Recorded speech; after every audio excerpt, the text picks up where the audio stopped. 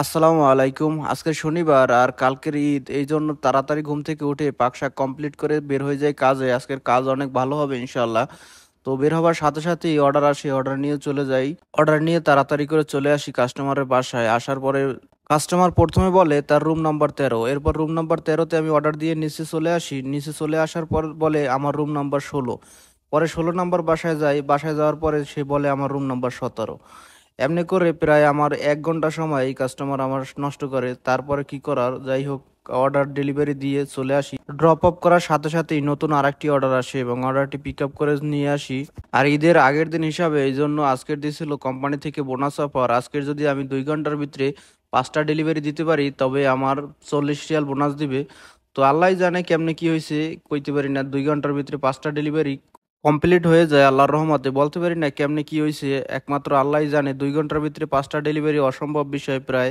আর আজকে সারা রাত্রির কাজ করি, আর যেই মার্কেটই যাচ্ছিলাম সেই মার্কেটই শুধু সাজানো, কারণ কালকের ঈদ এই জন্য সব জায়গায়। অবশ্য এত কিছু দেখার আমার সময় নাই। যাই হোক, আমি করতেছি 365 ডে চ্যালেঞ্জ, যার ভিতরে আমাকে কমপ্লিট করতে হবে নতুন একটা ঘর এবং 100K ফলোয়ার। তো 365 দিনের চ্যালেঞ্জের ভিতরে আজ ডে নাম্বার 14, আর এখন পর্যন্ত আমি ইনকাম করছি 950 রিয়াল। আমার জন্য দোয়া করবেন সবাই, আমি যেন চ্যালেঞ্জটি কমপ্লিট করতে পারি। আসসালামু আলাইকুম, আর সবাইকে ঈদ মোবারক।